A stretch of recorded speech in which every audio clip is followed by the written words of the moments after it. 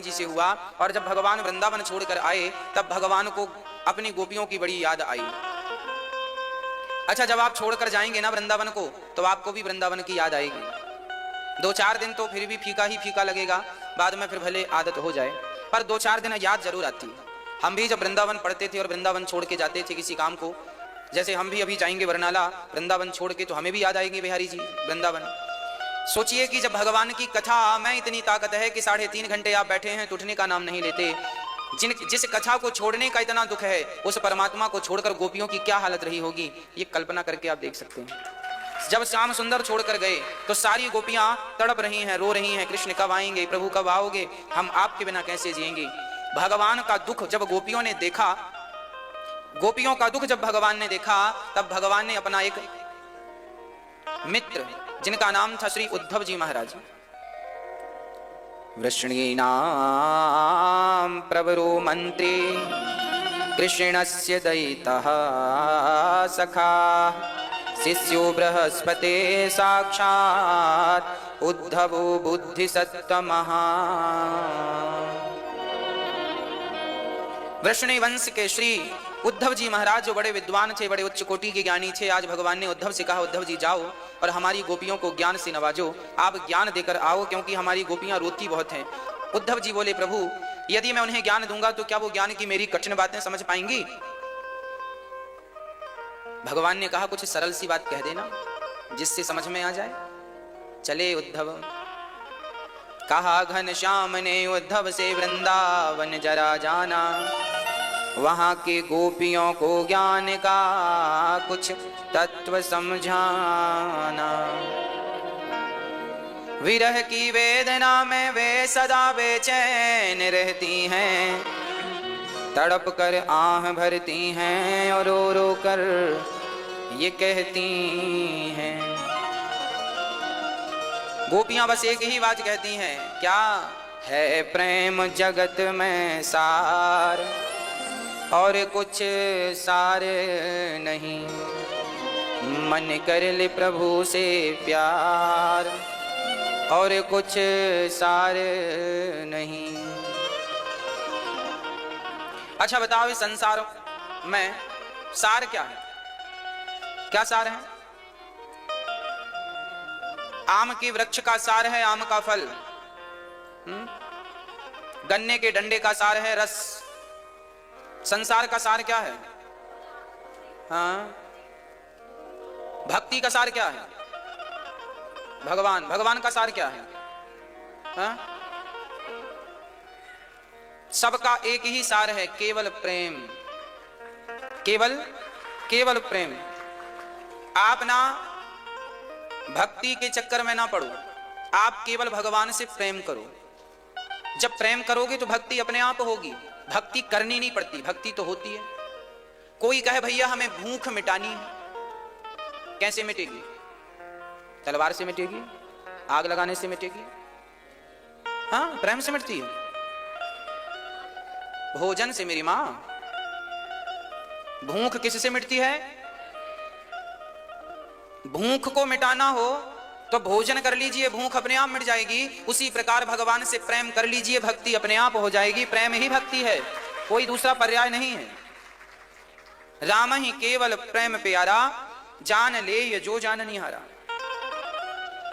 अब हम भक्ति कर रहे हैं, माला जप रहे हैं, सीताराम सीताराम सीताराम सीताराम सीताराम सीताराम सीताराम राधे श्याम। माला बहुत जप रहे हैं, पर माला जप तो रहे हैं, पर जिनकी माला जप रहे हैं क्या उनसे प्रेम है? यदि है तब तो ये माला का जपना सफल है, और यदि प्रेम नहीं है तो कई लोग माला भी गिन गिन के जपते हैं। 1 माला हो गई, 2 माला हो गई, 3 माला हो गई, 4 माला हो गई, 5 हो गई, गिन गिन के। मैया जी, एक दूध वाली एक दुकान थी दूध की, वो स्त्री थी, दूध बेचा करती थी। उसके घर के सामने एक घर था, वहां पर छत पर एक लड़का बैठता था। वो लड़का इस दूध वाली को देखता था, ये उसे देखती थी। एक दिन, अच्छा ये दूध नाप के देती थी, 1 लीटर कितने पैसे, आधा लीटर कितना, लेती बराबर और देती बराबर। पर वो लड़का जो सामने बैठता था वो भी दूध लेने आता, तो उसके बर्तन में वो बिना नाप के, बिना पैसे लिए दूध भर देती। उसका बर्तन लेती और अपने पात्र से भर देती पूरा, ना नापती ना पैसा लेती। तो पास का एक ग्राहक बोला, अरे बहन, हमसे तो तूने पैसे लिए पर हमें तो बिल्कुल नाप के दिया, एक रत्ती ज्यादा दूध नहीं दिया, और उसे तो तूने ऐसे ही दे दिया। तो उस लड़की ने बड़ा प्यारा जवाब दिया। उसने कहा, भाई इससे हम प्रेम करती हैं, इस लड़के से, और जहां प्रेम होता है ना वहां हिसाब किताब नहीं होता।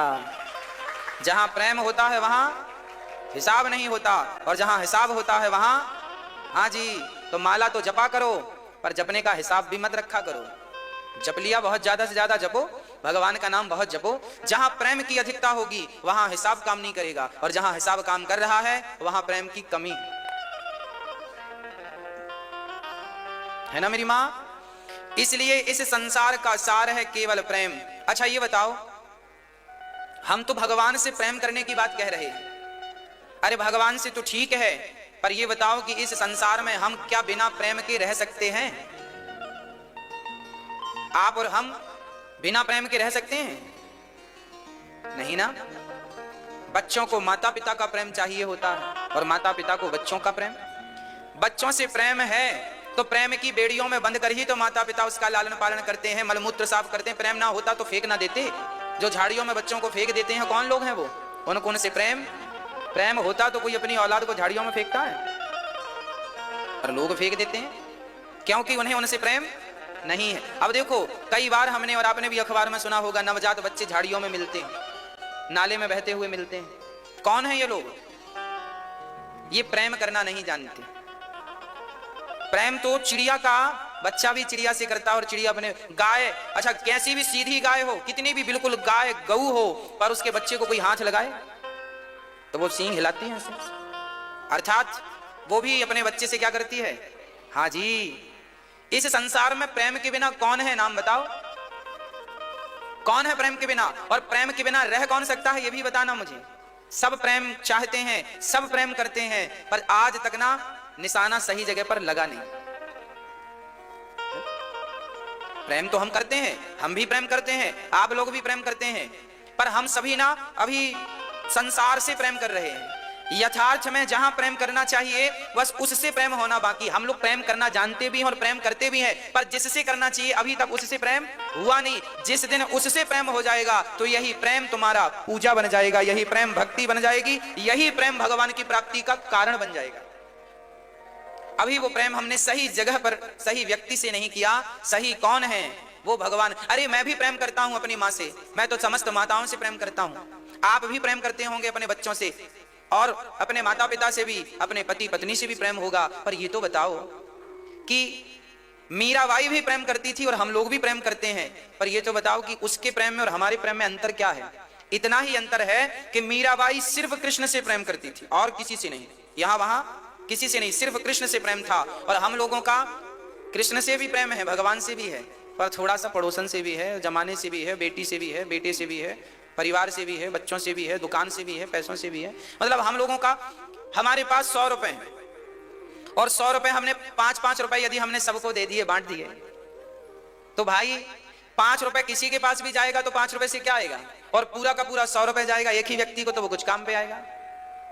कहो 10-10 रुपए आदमी 10 लोगों को आपने दे दिया तो 10 रुपए टुकड़ों में है, कोई अर्थ नहीं है। और 100 रुपए एक व्यक्ति को दिया तो उससे कुछ काम हो सकता। मेरी बात समझ रहे हैं ना? एक बड़ी रकम जो होती है वो काम करती है, छोटे छोटे टुकड़ों में पैसे देना या लेना वो ठहरते ही नहीं, कोई काम पे भी नहीं आते। आप किसी को 5 लाख रुपए दो और फिर वो व्यक्ति सामने वाला आपने एक साथ 5 लाख दिए और सामने वाला आपको 25-25 हजार करके दे, तो वो 5 लाख कब दे दिया पता ही नहीं चलता और वो उसका कोई उपयोग भी नहीं हुआ आपके लिए। हाँ या ना? सही बात है। 50-50 हजार करके भी दे तो इसका कोई, अच्छा एक साथ देता तो कुछ बड़ा हम सोच लेते कि चलो भाई इससे बड़ा काम कर लेते हैं, ये काम कर लेते हैं, बड़ा प्लान कर लेते हैं। उसी प्रकार हम लोगों ने प्यार तो किया है, प्रेम तो किया है, पर टुकड़ों में किया। थोड़ा सा भगवान से कर लिया, थोड़ा सा दुर्गा जी से है, थोड़ा सा शंकर जी से, थोड़ा सा राम जी से, थोड़ा सा गणेश जी से, थोड़ा सा पत्नी से, थोड़ा सा पति से, थोड़ा सा बेटे से, थोड़ा सा दुकान में, थोड़ा सा ग्राहक से, थोड़ा सा मित्र से, सब बट गया। तो 10-10 रुपए आपने सबको बांट दिए तो 10 टुकड़े हो गए। तो आपने प्रेम के कितने टुकड़े कर दिए? 10 टुकड़े कर दिए, इसलिए वो प्रेम कारगर साबित नहीं हुआ, क्योंकि आपने प्रेम के 10 टुकड़े कर दिए। आप जिन जिन से प्रेम करते हैं आपने उतने टुकड़े कर दिए प्रेम के। और मीराबाई ने 10 लोगों से प्रेम ना करके केवल मेरे तो गिरधर गोपाल दूसरों ना कोई, एक कृष्ण से प्रेम किया पूरा 100%, तो भगवत प्राप्ति हो गई। 100 रुपए में काम हो गया, है ना। जरूरत थी 100 रुपए की और 100 रुपए मिल गए तो काम बन गया। अब जरूरत है 100 रुपए की और 10 रुपए मिल रहे हैं तो काम बनता नहीं। भगवान तो तब मिलेंगे ना जब 100% प्रेम होगा, पर हमारा प्रेम टुकड़ों में डिवाइड हो जाता। इसलिए मेरी प्रार्थना आपसे है कि गोपियों ने भगवान से कैसा प्रेम किया, टुकड़ों में प्रेम नहीं किया। गोपियों ने भगवान से कैसा प्रेम किया, बस कृष्ण, ना पुत्र ना पति ना पिता ना परिवार ना जमाना ना दुनिया ना दारी, केवल भगवान से प्रेम किया। माता रामो मत पिता रामचंद्र, स्वामी रामो मत सखा रामचंद्र, सर्वस्वम में रामचंद्रो दयालुर्नान्यम जाने नैव जाने न जाने। मैं भगवान, मैं राम के सिवा, मैं अपने नारायण के सिवा किसी को जानता ही नहीं हूं साहब। यही है अपने इष्ट के प्रति श्रद्धा। मेरी मां ससुराल में लड़की सेवा सबकी करती है, ससुर की भी, सास की भी, ननंद की भी, जेठानी की भी, और देवर की भी, और पड़ोसी आ जाए तो उन्हें भी चाय बना के उनका कप धुल देती है। मतलब सेवा वंदना सबकी करती है, पर समर्पण तो सब में नहीं करती ना। समर्पण केवल अपने पति में करती है। जैसे एक स्त्री सेवा सबकी करती है, थालियां सबकी धुल देती है, कपड़े सबके धुल देती है, झाड़ू पोंछा पूरे घर में लगा देती है, पर वो समर्पण केवल पति में करती है। उसी प्रकार सभी देवी देवताओं को प्रणाम किया करो, सभी को प्रणाम किया करो, परंतु समर्पण अपने इष्ट में किया करो, अपने भगवान नारायण में किया करो। यह भगवान नारायण ही हम सबके इष्ट हैं, हम सबके परमात्मा है। एको ब्रह्म द्वितीयो नास्ति, वह एक ही है। जब एक में, प्रहलाद जी ने एक में मन लगाया कि 4 में? एक में मन लगाया, है ना। ध्रुव जी ने एक में मन लगाया कि 4 में? एक मंत्र जपा, एक में मन लगाया। मीराबाई ने एक में मन लगाया कि 4 में? हाँ, इसलिए एक साधे सब सध है। एक का पांव पकड़ोगे तो काम बनेगा। इसलिए एक नारायण, वह एक नारायण ही राम है, वह एक नारायण ही कृष्ण है। या तो राम नाम का आश्रय लो, या तो कृष्ण नाम का आश्रय लो, या तो नारायण के नाम का आश्रय लो। इसी से आपका कल्याण हो जाएगा, उद्धार हो जाएगा। इनमें मन लगाकर समर्पण करके पहले डिसाइड करो, एक, बस एक में मन लगाकर पूर्ण रूप से समर्पण कर दो। प्रभु अब आप हमारे हैं, बस आपके अतिरिक्त हमारा कोई नहीं। और पूरा 100% मन भगवान में लगाओ, भगवान से प्रेम करो। भगवान ही प्रेम के योग्य हैं। आप प्रेम को टुकड़ों में ना बांटा करो। मैं पहले कई बार 50 बार कह चुका हूं, संसार को दिमाग में रखने की आदत बनाओ, परमात्मा को दिल में रखने की आदत बनाओ, इसी से कल्याण होगा। यही वो सूत्र हैं जो आपके जीवन भर काम आने वाले हैं। यही वो ज्ञान है जो जीवन भर आपको प्रकाशित करता रहेगा, भूल मत जाना। इसलिए प्रिय भक्तों, मेरी मां, भगवान आज गोपियों के पास उद्धव को भेजते हैं। भगवान उद्धव जी चले चले मथुरा से जब कुछ दूर वृंदावन निकट आया, वहीं से प्रेम ने अपना अनोखा रंग दिखलाया। बिटप झुक कर ये कहते हैं, इधर आओ इधर आओ। पपीहा कह रहा, पी कहाँ ये भी तो बतलाओ।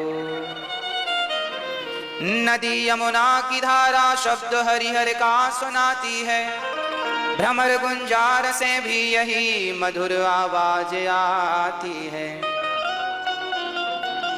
क्या आवाज आ रही है प्रेम जगत में सार, और कुछ सार नहीं। प्रेम ही सार है मेरी मां, इसलिए केवल प्रेम करो, केवल प्रेम। प्रेम क्या है? प्रेम किसे कहते हैं? कोई कहे कि प्रेम की परिभाषा बता दो, तो प्रेम की परिभाषा क्या होनी चाहिए? किसे कहते हैं प्रेम? प्रेम होता है निस्वार्थ।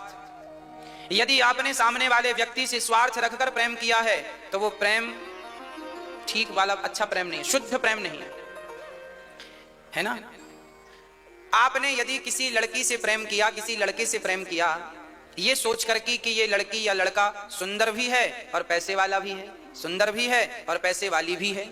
एक लड़के ने एक लड़की से प्रेम किया ये देखकर कि ये बहुत सुंदर है, चलो यदि प्रेम हुआ है सुंदरता देखकर, तो प्रेम तब तक ही तो रहेगा जब तक सुंदरता रहेगी। सुंदरता गई तो प्रेम का क्या होगा, खत्म हो जाएगा, क्योंकि वो प्रेम आया ही सुंदरता को देखकर था। अच्छा, किसी लड़के से इसलिए प्रेम हो गया कि चलो बहुत पैसे वाला है, हाँ अपनी तो जैसे तैसे गुजर जाएगी, पैसा बहुत है, तो पैसा देखकर यदि प्रेम हुआ है तो कल को पैसा यदि चला गया तो प्रेम भी चला जाएगा, हाँ या ना। तो प्रेम कैसा होना चाहिए, प्रेम ना तो रूप देखकर हो, ना तो रंग देखकर हो, ना तो पैसा देखकर हो। मेरी मां, यदि भगवान से भी आपने प्रेम किया है और ये सोचकर किया है कि बिहारी जी हमारे सारे काम करते रहेंगे, तो भगवान से भी प्रेम तब तक ही रहेगा जब तक बिहारी जी काम करेंगे आपके। एक बार मैया जी गई वैष्णव देवी, उनकी बड़ी आस्था थी माता वैष्णव देवी में, मेरी तो माता वैष्णव देवी है, मेरी तो माता वैष्णव देवी है। हाँ हाँ, वो तो सबकी माई बाप है, सबकी माता है, हाँ हमारा तो सारा काम वैष्णव देवी करती हैं। अच्छा अच्छा, भगवान आपका खूब काम करें देवी जी। अब वो गई, देवी जी दे माँ बहू गर्भवती है, बेटा ही होना चाहिए। अब लो 9 महीने बाद खबर आई कि बेटा नहीं बिटिया हुई है। अरे वैष्णव देवी तो ऐसे ही है, हमने तो बड़े लड्डू अड्डू बदे थे, बड़े लड्डू सोचे थे, इतने लड्डू चढ़ाएंगे, अखंड दिया जलाएंगे, माता जी पधराएंगे, दिया कलश सब जलाएंगे, बेटी हुई। अब तो महाराज जी हमारी आस्था नहीं रह गई, पहले आस्था थी अब आस्था क्यों नहीं रह गई, क्योंकि आपने प्रेम के बीच में स्वार्थ रख लिया था। भगवान से भी यदि आप प्रेम करती हो मेरी मां या करते हो भैया जी, और यदि आपका प्रेम के बीच में कोई स्वार्थ है तो याद रखना भगवान से ही आपने प्रेम किया है, और यदि उस प्रेम के बीच में कोई स्वार्थ है तो वो प्रेम ज्यादा दिन टिकेगा नहीं। जिस प्रेम में कोई स्वार्थ होता है उस प्रेम की ज्यादा उम्र नहीं होती, वो प्रेम जल्दी समाप्त हो जाता। इसलिए विशुद्ध प्रेम जो है, वो विशुद्ध प्रेम क्या है, वो प्रेम है निस्वार्थ। गोपियां भगवान से प्रेम करती थी, हाँ कोई स्वार्थ नहीं था। भगवान मथुरा में थी और गोपियां वृंदावन थी। आप बताओ मथुरा से वृंदावन कितने दूर है, आप तो यहीं हो, 10 किलोमीटर है केवल यहां से वृंदावन से मथुरा। 10 किलोमीटर मतलब 2 घंटे का रास्ता पैदल में, 2 घंटे का रास्ता पैदल में, और आप मोटरसाइकिल से जाएंगे तो आप 10 मिनट में पहुंच जाएंगे। कहने का अर्थ यह है कि भगवान मथुरा में थे और गोपियां वृंदावन में रोती थी। चाहती गोपियां तो मिलने चली जाती या वो मिलने आ जाते, पर गोपियां प्रेम तो करती थी पर मिलने नहीं जाती थी। क्यों? क्योंकि उनका प्रेम स्वार्थी नहीं। गोपियां ये थोड़ी चाहती थी कि तुम हमारे पास आओ, गोपियां सिर्फ प्रेम करती थी, और उस प्रेम में ये नहीं था कि तुम हमारे सामने बैठो। आजकल के प्रेमी ऐसे होते हैं। एक लड़की ने लड़की को लगाया फोन, आ जाना फलाने पार्क में, हम आपसे मिलना चाहते हैं। लड़की जरा 10 मिनट लेट हो गई, नाराज होके चला गया। हाँ, क्यों नाराज होके चला गया? क्योंकि उसके मन की नहीं हुई। उसको लगा ये अभी से बात नहीं मानती, शादी के बाद क्या बात मानेगी। इसका अर्थ था कि उसके प्रेम में एक चाहत थी। चाहत कौन सी? स्वार्थ था कि हमारी बात माने। आप भी प्रेम उसी से करते हैं जो आपकी बात, और अच्छा आपकी बात ना माने तो प्रेम।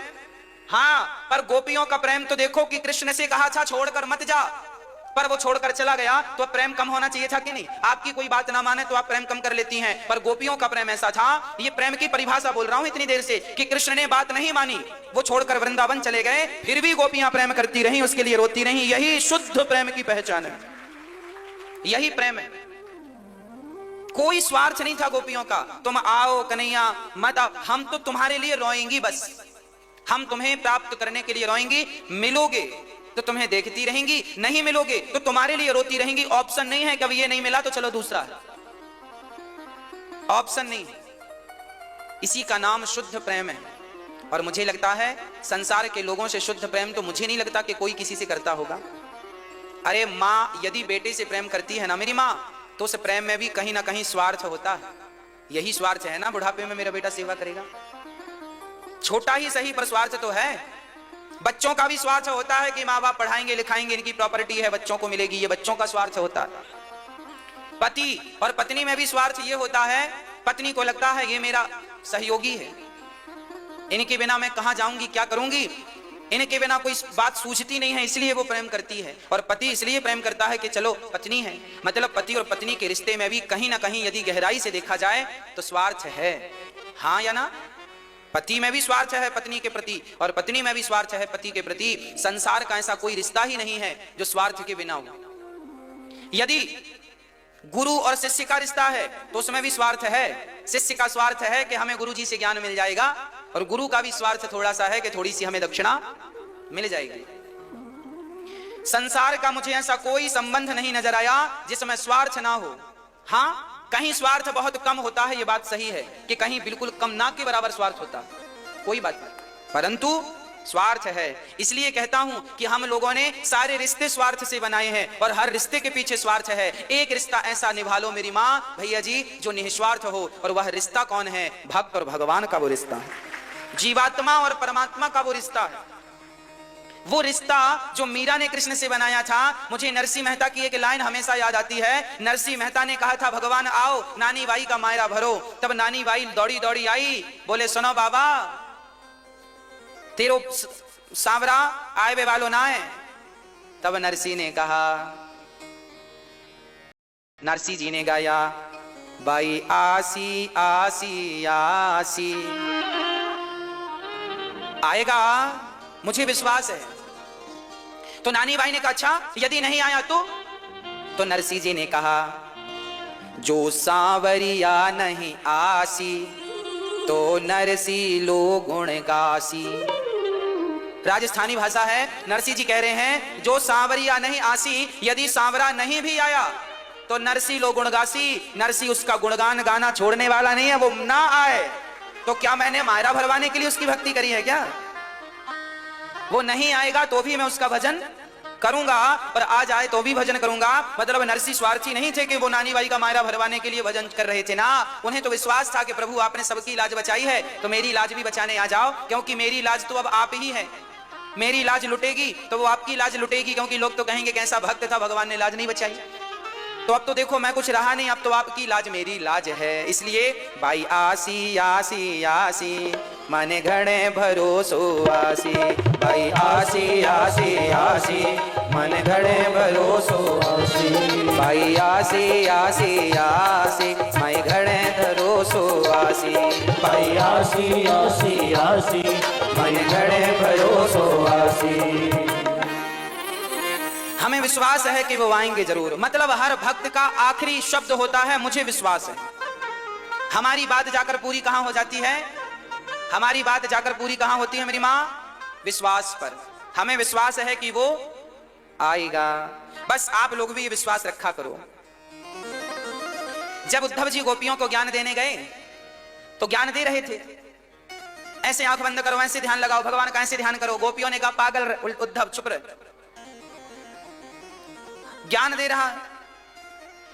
एक सखी बोली उद्धव को क्यों डांट रही हो? अरे बोले पागलों की तरह बात कर रहा, आंख बंद करो। आंख बंद, आंख बंद क्या करें? जब खुली आंख में कृष्ण दिख रहे हैं तो आंख बंद करके किसे देखें हम? सारी सखियां कहने लगी हमें विश्वास है वो आएंगे, है ना, हमें विश्वास है कि वो। इसलिए मेरी मां आप संसार के लोगों से प्रेम करना। चलो स्वार्थ है संसार के रिश्तों में, अच्छी बात है करना, पर एक निस्वार्थ रिश्ता भगवान से जरूर जोड़ के रखना। यही रिश्ता कल को काम आने वाला है। ये जमाने के रिश्ते काम नहीं आते। आप भी आजमा कर देख लो, हमने भी आजमा कर देखे हैं। आपके जीवन में केवल वही काम आएगा जब कांटा लगता है ना पांव में, तो दर्द ना मेरे भाई को होता है, ना बेटे को होता है, ना पति को होता है, ना पत्नी को, ना रिश्तेदारों को, ना मेरे बेस्ट से फ्रेंडों को। वो दर्द का अनुभव ना हमें ही होता है, और उस दर्द को सहन हमें अकेली करना पड़ता है, ये कह के हे भगवान आप ही रक्षक हैं। उस समय एक परमात्मा याद आता है। आप जब संकट में पड़ते हैं तो कितने भी बड़े नास्तिक हों, एक बार भगवान से गुहार लगाते हैं, हे नाथ अब आप ही मेरे हैं। जंगल में हम फंस जाएं अकेले तो हमारा रक्षक कौन है? भगवान ही तो रक्षक हैं। सच कहता हूं सबके रक्षक भगवान है, सबके साथी भगवान है। पर अब ये दिल से बात को एक्सेप्ट कर ले तो है ना, मान ले मन तो है, मानता ही नहीं। हम तो दुनिया की ठोकरें खाते फिरते हैं। द्रौपदी ने कहा था ना पतियों से रक्षा करो, रक्षा करो, अर्जुन बचाओ, भीष्म पितामह बचाओ। कौन बचाया? सब तो थे। उनके जैसा दिग्गज कौन रहा होगा? गांडीवधारी अर्जुन जैसा, गदाधर भीम जैसा, भालाधर युधिष्ठिर जैसा, पितामह भीष्म जैसा। पर देखो एक नारी रो रही है और इतने बड़े बड़े दिग्गजों की सभा लगी है, पर आया कौन? आए भगवान। कहता हूं मेरी मां सबके रक्षक वही है। इसलिए ये बात आपको बाद में समझ में आए उसके पहले आज ही ये बात समझ लो और माइंड में सेट कर लो, तुम्हारा इस दुनिया में कोई नहीं है एक भगवान के सिवा। आप मेरी इस बात को मानो या बिल्कुल नकार दो। पर कल को भगवान ना करे आप पर मुसीबत आए, आप अकेले हों, जब आपका कोई सगा नहीं होगा, तब भगवान ही आपको बचाने आएंगे। इसलिए कल को हम उन्हें दुख में पुकारें, आज से शुरू कर लेते हैं। एक हाथी का पांव मगर ने पकड़ लिया था, गजेंद्र का पांव। उस हाथी ने सबको बुलाया था, अपनी पत्नियों को, अपने बच्चों को, सबने सूंड से सूंड मिलाई भी थी, पर हाथी की रक्षा उनकी पत्नी, उनके पति ना कर पाए, उनके बच्चे ना कर पाए। उस हाथी की रक्षा तो भगवान ने की। प्रहलाद जी को होलिका गोद में लेकर बैठ गई। हाँ।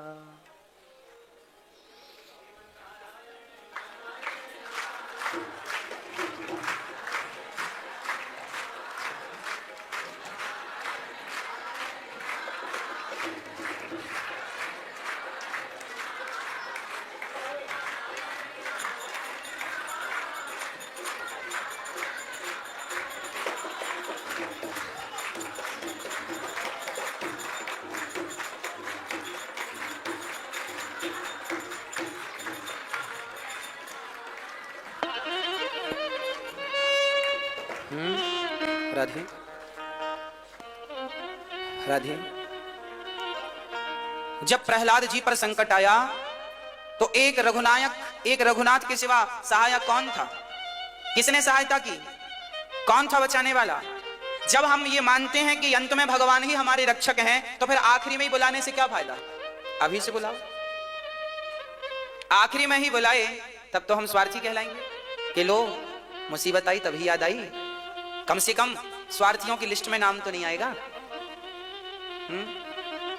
इसलिए आप अभी से उन्हें पुकारो और अपना रक्षक, अपना केवल भगवान को मानो। आपका हृदय धड़क धड़क के बस यही कहे कि मेरे तो गिरधर गोपाल दूसरो ना कोई, मेरे तो गिरधर गोपाल दूसरो ना कोई, मेरे तो गिरधर गोपाल दूसरो ना कोई।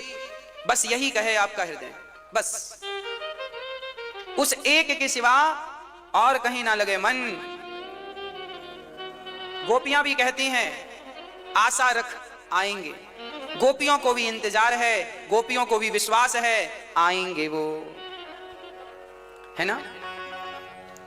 सारी गोपियां कह रही हैं, रोने लगी गोपियां।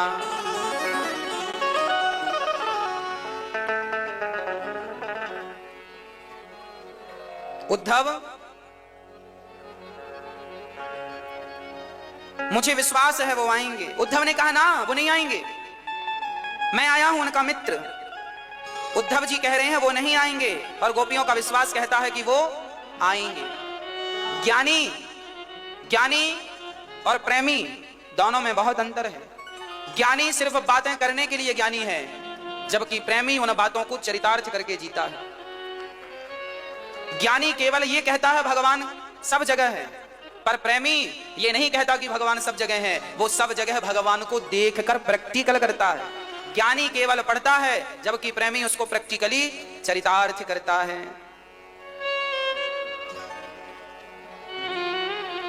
कितनी बढ़िया बात है। ऐ उद्धव हमें ज्ञान की पोथी न सुनाना, क्यों? हम प्रेम दीवानी हैं, वो प्रेम दीवाना। क्या बताएं उद्धव, तुम कहते हो आंख बंद करके भगवान का ध्यान लगाओ, हमें तो रोम रोम में उसका दर्शन होता है, तो आंख बंद क्यों करें? जिसके पैरों में विमाई फटी ही नहीं, वो पीर पर आई क्या जाने। जिसने बेटी को जन्म दिया ही नहीं, वो बेटी की विदाई क्या जाने। उद्धव तुम क्या जानो और तुम्हारा भगवान क्या जाने। क्या जानोगे मोहन तुम प्रेम की भाषा, क्या होती है आशा, क्या होती निराशा। तुम नहीं जान सकते कि प्रेम क्या है। उद्धव जी अब जब राधा रानी का पावन दर्शन करते हैं, तब उद्धव जी की आंखें खुल जाती हैं और आज दिव्य चक्षुओं से उन्होंने जब श्री राधा रानी के प्रेम को देखा, तो राधा के बाजू में कृष्ण नजर आए, सारी गोपियों के सामने कन्हैया बैठे मुस्कुरा रहे हैं। उद्धव ने कहा प्रभु ये क्या है, आपके लिए ये गोपियां रो रही थी और आप तो यहाँ बैठे हैं। भगवान बोले उद्धव तुम्हें अपने ज्ञान का बड़ा अहंकार आ गया था, इसलिए अहंकार को समाप्त करने मैंने भेजा है। तुम ज्ञान के बल पर जान पाए हो मुझे, और ये गोपियां प्रेम के बल पर मुझे जान गई हैं। जितना तुम जानते हो उससे 1000 गुना ज्यादा ये प्रेम के बल पर जानती हैं। ज्ञानी पढ़कर जितना भगवान को जानता है, प्रेमी भगवान से प्रेम करके उतना जान लेता है। इसलिए ज्ञान मार्ग नहीं, प्रेम मार्ग अपनाओ, भक्ति मार्ग अपनाओ। इसका अर्थ ये नहीं है कि पढ़ो लिखो नहीं, ज्ञान भी आवश्यक है, पर ज्ञान भी वही आवश्यक है जो ज्ञान भगवान की प्राप्ति करा दे, वही ज्ञान ज्ञान है। जो ज्ञान अहंकारी बना दे वो ज्ञान ज्ञान नहीं है। ज्ञान यदि हमें अहंकारी बना देता है तो वो ज्ञान ज्ञान नहीं है। ज्ञान तो हमें प्रेमी बनाता है। इसलिए आज उद्धव की आंखें खुली। भगवान तो गोपियों से एक क्षण के लिए दूर नहीं। जब ब्रज में लौट कर गए, ब्रज रज में, ये वही वृंदावन है जहां उद्धव जी ने इस रज में स्नान किया। 6 महीने, एक दिन के लिए आए और 6 महीने तक तो गए नहीं। ये वृंदावन है ही ऐसा, जो आता है उसके जाने का मन ही नहीं करता। कोई कितना भी बड़ा आदमी, करोड़पति व्यक्ति, अमीर आ जाए, अरबपति आ जाए, वृंदावन छोड़ के जाने का मन नहीं करता। ये भूमि में आज भी गोपियों का वही प्रेम है। आज भी वृंदावन प्रेम की निशानी बनकर है। भाग्यशाली हैं वो जो जीवन में एक ही बार सही वृंदावन का दर्शन करते हैं, बिहारी जी का दर्शन करते हैं। आप बड़ भागी हैं, सौभाग्यशाली हैं।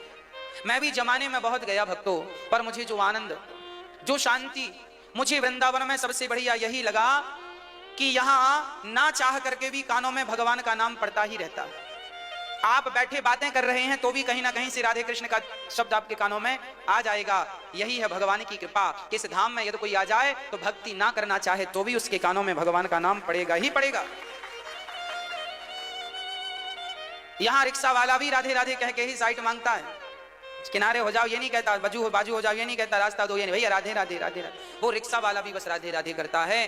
तो ये वृंदावन है। इस वृंदावन की महिमा, कोई भगवान का भक्त हो तो जाने कि वृंदावन क्या है। सामान्य दृष्टि से देखोगे तो लगेगा कि यहाँ तो सड़क है, यहाँ तो नाला नाली है, ये गंदा है, ये पड़ा है। पर जब दिव्य चक्षुओं से देखोगे तो वृंदावन के कण कण में राधा और कृष्ण का पावन दर्शन होगा। यही वृंदावन है। भगवान श्री कृष्ण माता रुक्मणी से विवाह करते हैं, उद्धव को हृदय में दर्शन कराते हैं। भगवान का पहला विवाह हुआ है रुक्मणी जी से, दूसरा विवाह हुआ है भगवान का जाम्बवती से, जाम्बवंत की बेटी जाम्बवती। भगवान का दूसरा विवाह जाम्बवती से हुआ। अच्छा, जाम्बवंत जी तो त्रेता के थे, द्वापर में बेटी का विवाह क्या? हाँ, इन्होंने राम जी से कहा था आप हमारी बेटी से विवाह कर लो। राम जी ने कहा अगली बार करेंगे, अभी तो हम एक पत्नी व्रता है। वही जाम्बवंत जी से भगवान ने विवाह किया। एक्चुअली हुआ क्या था कि भगवान के नगर में एक व्यक्ति रहता था, नाम था सत्राजित। उनके पास मणि थी। क्या थी उनके पास?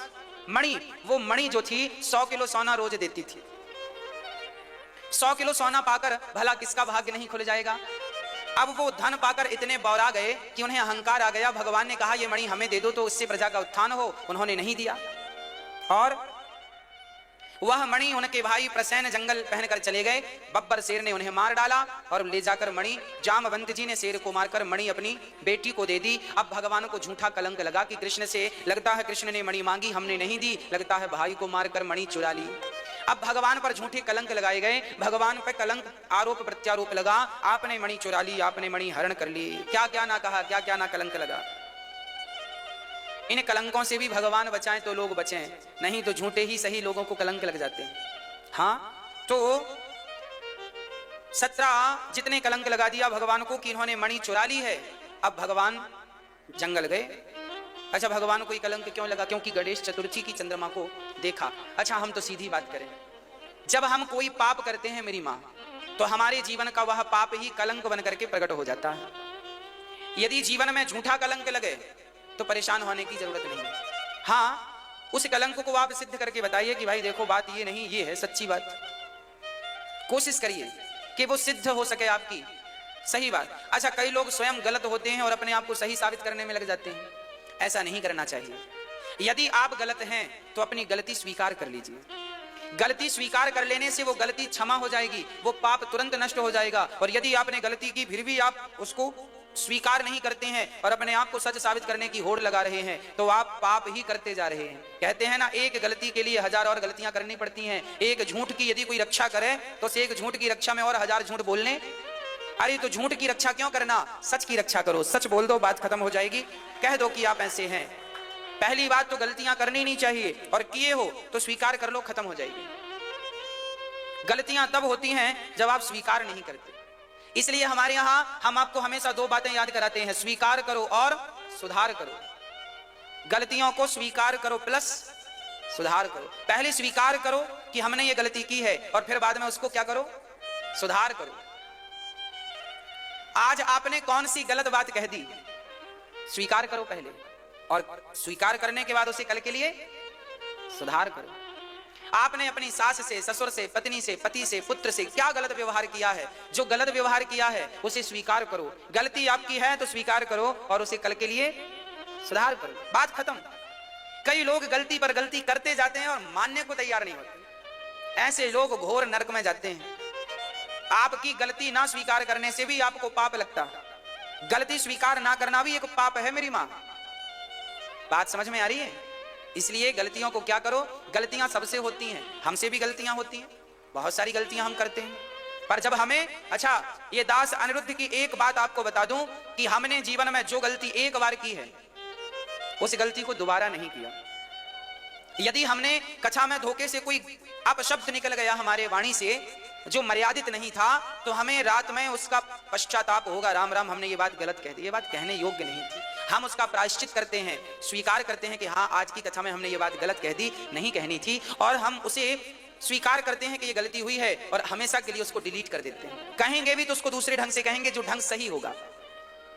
तो हम गलती करते हैं, व्यवहार जगत में भी गलती करते हैं, उसे स्वीकार करते हैं और सुधार करते हैं। गलतियां बहुत होती हैं, सुधारते जाओ। आप अपनी गलतियों को सुधारते जाओ, सुधारते जाओ, सुधारते जाओ। जो व्यक्ति अपनी गलतियों को देखने में समय लगाता है वही आगे चले हीरा बन के चमकता है, और जो दूसरों की गलतियां ढूंढता रहता है वो ना घर का रह जाता है ना घाट का रह जाता। अपनी बुरा जो देखा न मैं चला, बुरा ना मिलिया कोई, जो दिल खोजा आप ना हमसे बुरा ना कोई।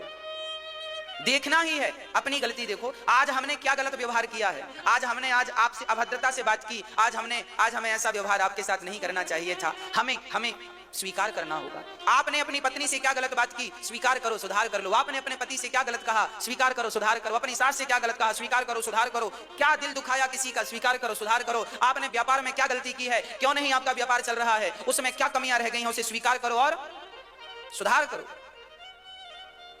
व्यापार भी तब चलता है जब आप अपनी गलतियों को स्वीकार करते हैं और सुधार करते हैं, तब व्यापार रफ्तार पकड़ता है। आप गलतियां करते जाएंगे, गलतियां करते जाएंगे, गलतियां करते जाएंगे, तो कस्टमर क्या होगा, अरे वो व्यक्ति फलानी चीज लिए थे, गलत निकली, अच्छी नहीं, कल को आएगा नहीं। ऐसे करते करते आपकी दुकानदारी ठप हो जाएगी। इसलिए व्यापार बिजनेस लाइन में भी गलतियों को स्वीकार करना होता है और सुधार करना होता है। जो व्यक्ति अपनी गलतियों को स्वीकार करना समझ गया, स्वीकार करना समझ गया, बस वही जीवन में पूजनीय बन जाता है, वही अनुकरणीय हो जाता है, वही वंदनीय हो जाता है। इसलिए अगर गलती रुलाती है तो नई राहें दिखाती हैं। मनुष्य गलती का पुतला है, ये अक्सर हो ही जाती हैं। जो गलती करके पछताए उसे इंसान कहते हैं। शैतान तो वो हैं जो गलती करके भी पश्चाताप नहीं करते। इसलिए स्वीकार करो, मेरी दो बातें याद कर लो, स्वीकार करो और स्वीकार करो और स्वीकार करो और सुधार करो। स्वीकार कीजिए कि गलती की है आपने और स्वीकार करके सुधार कर लीजिए, बात खत्म। इंसान बुरा नहीं होता, इंसान की गलतियां उसे बुरा बना देती हैं। आपकी बुराइयां चली गई तो आप तो अच्छे हैं। इसलिए इंसान से नफरत ना करो, इंसान के अंदर की बुराई को मिटाने का भरपूर प्रयास करो। उसकी बुराइयों से नफरत करनी चाहिए, उस व्यक्ति से नफरत नहीं करनी चाहिए। सदा सदा के लिए उन गलतियों को, उस बुराइयों को नष्ट करने के लिए आप भी प्रयास करें, हम भी प्रयास करें। व्यक्ति, लोग बुरे नहीं है भाई, लोग बुरे नहीं है, मनुष्य बुरा नहीं है। मनुष्य के भीतर जो कुसंग के कारण बुराइयां प्रवेश कर गई हैं वो बुरी, उनका समाधान करना है, उन्हें दूर करना है, उनके लिए हमें और आपको काम करना है।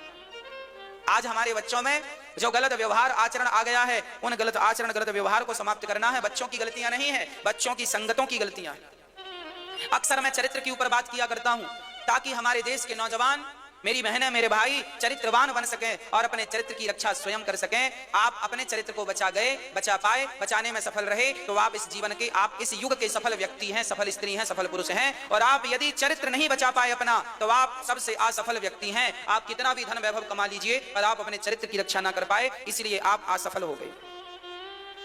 कोशिश करिएगा कि आपका चरित्र बिल्कुल पत्थर की तरह हो, अडिग हो, तोड़ने से ना टूटे, हिलाने से ना हिले, ऐसा चरित्र होना चाहिए हम सबका। हमारी हर बहन का, हर बेटी का, हर भाई का, हर पुरुष का यही चरित्र हो, यही चरित्र हो। और इसी चरित्र की हम पूजा करते हैं। राम के सामने राम का चरित्र बिगाड़ने आई तो थी सूर्पनखा। क्या राम जी ने सूर्पनखा को देखा था?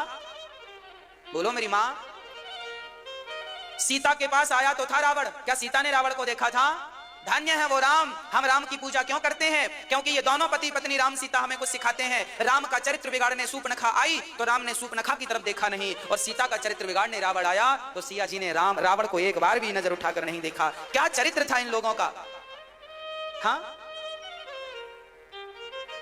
रावण जैसा लंकापति।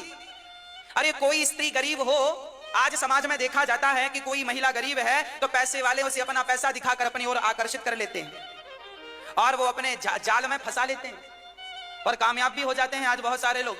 पर धन्य है माता सीता, उनके पति जंगल में दर-दर की ठोकर खा रहे थे। उस हाल में याद रखना, रावण ने सीता को तब चुराया जब राम जी जंगल की दर-दर की ठोकर खा रहे थे, घास की कुटिया में रह रहे थे। उस समय कौन नहीं चाहेगा कि मेरे सोने के महल हो, और सीता माता को सोने के महल दिया रावण ने। पर धन्य है माता सीता का पातिव्रत धर्म, और धन्य है माता सीता का चरित्र कि उन्होंने रावण की तरफ आंख उठाकर नहीं देखा। मैं अपने पति के संग घास की झोपड़ी में खुश हूं, पर पुरुष के सामने लंका में भी खुश नहीं। ये भारत का चरित्र है, ये भारत का चरित्र है। इसलिए आप भी अपने बच्चों को इसी चरित्र की शिक्षा दीजिए। आजकल के बच्चे पढ़ने लिखने के बहाने आज अपना चरित्र बिगाड़ लेते हैं और बाद में सिवा पश्चाताप के कुछ नहीं होता। किसी ने हमसे कहा, महाराज जी चरित्र बिगाड़ लेंगे तो नुकसान क्या होगा? हमने कहा चरित्र बिगाड़ लोगे तो नुकसान यह होगा कि आप जमाने को तो समझा सकते हो, अपने आप को कैसे समझाओगे? जब भी कभी बात उठेगी कि चरित्रवान होना चाहिए तो ये तुरंत आप अपने आप से पूछ लोगे क्या तुम चरित्रवान हो? और हम तो झूठ कह सकते हैं आपसे, पर आप अपने आप से भला झूठ कैसे बोल पाएंगे? जब कभी आपको आपसे आंखें मिलाने का दिन आएगा तो उस वक्त क्या आप अपनी आंखों से अपनी आंखें मिला सकते हैं? क्या अपनी आंखों में आंखें डालकर कह सकते हैं कि आप सही हैं? उस दिन के लिए आज से अपने चरित्र की रक्षा करनी होगी। चरित्रहीन व्यक्ति ना यहाँ सुखी होता है ना परलोक में सुखी होता है। भगवान गोलोक धाम में उस व्यक्ति को कभी स्थान नहीं देते जो चरित्र से गिरा हुआ होता है। अरे चरित्रहीन तो जानवर होते हैं, कुत्ता बिल्ली पशु पक्षी, ये क्या जाने चरित्र क्या होता है? और इंसान होके भी तुम कुत्ता बिल्लियों की तरह जीवन भोगों में गुजारते रहे तो फिर उनमें और तुम में अंतर ही क्या रहा? इसलिए चरित्रवान बनो और अपने बच्चों को विशेष चरित्र की शिक्षा दो। बेटी का चरित्र ना बिगड़े, बेटे का चरित्र ना बिगड़े, ये तब संभव है जब आप उन्हें निरंतर कथाओं से जोड़ रखेंगे, संस्कारों से जोड़ रखेंगे। इसलिए हम कहा करते हैं बच्चों का समय से विवाह कर दिया करो। कई बार समय से विवाह ना करने के कारण बच्चे गलत कदम उठा लेते। शरीर तो समय पर डेवलप होता है ना, शरीर की मांग सही वक्त पर सही चीज की होती है। जो शरीर को चाहिए, भूख लगी है तो रोटी चाहिए और प्यास लगी है तो पानी चाहिए। इसलिए हमारे बाप दादों ने, ऋषि मुनियों ने, बड़े बुजुर्गों ने बड़ा रिसर्च किया है, सही वक्त पर बेटी का विवाह हो, सही वक्त पर बेटे का विवाह हो, ताकि भटकने के रास्ते सदा सदा के लिए बंद हो जाएं और चरित्रवान बन करके वो अपना जीवन यापन करें। इन बातों को आज लोग हल्के में लेते हैं। लोगों को लगता महाराज जी क्या बात कर रहे हैं? अरे भाई बता दो, आज जितने बच्चे पढ़ने जाते हैं बड़े बड़े स्कूल कॉलेज में, आधे से ज्यादा बच्चे बिगड़ जाते हैं। किसी को लड़की से प्यार हो गया, किसी को लड़के से प्यार हो गया, और सिर्फ प्यार नहीं हुआ, अरे प्यार तो बहाना है, शारीरिक शोषण हो जाता है और शोषण करने के बाद सब प्यार खत्म भी हो जाता है। क्या नहीं हो रहा है? क्या आपसे छिपा है? क्या हमसे छिपा है? कौन नहीं जानता? क्या माँ बाप नहीं जानते? क्या आप नहीं जानते इन बातों को कि आज क्या चल रहा है? अरे लड़की किसी की भी हो, लड़का किसी का भी हो, पर है तो हमारे भारत के ना, चरित्र तो हमारे भारत का ही बिगड़ रहा है। इसलिए पढ़ने के नाम पर जो बच्चे अपने माँ बाप को धोखा देते हैं, ऐसे बच्चों को भी मैं निवेदन करता हूं कि आप पढ़ो लिखो योग्य बनो, पर चरित्र बिगाड़ कर योग्य बने तो उस योग्यता का करोगे क्या? चरित्र बिगाड़ कर तुम डिग्री लेकर आए तो जो असली डिग्री थी वो तो गवा दी, अब ये कागज की डिग्री का करोगे क्या? कागज की डिग्री से तो पेट भर जाएगा, पर उस चरित्र से तो तुम्हें भगवान मिलते। याद रखना, आज की स्त्री अपने आप को पर पुरुष से बचा ले और आज का पुरुष अपने आप को पर नारी से बचा ले, इतना पर्याप्त है भगवान को पाने के लिए। आज की सिचुएशन में केवल पर नारी और पर स्त्री से बच जाओ, इसी से तुम्हें भगवान मिल जाएंगे। चरित्रवान बन जाओ, एक अच्छाई यदि अंदर आ गई तो कल्याण हो जाएगा। चरित्र बन गया तो भी राम चरित्र सुनवे को रसिया, राम लखन सीता मन बसिया। चरित्र की तो पूजा करते हैं हम लोग। रावण चरित्रहीन था तो पुतले जल रहे हैं, राम चरित्रवान थे तो गली गली आरती उतारी जा रही है। चरित्र की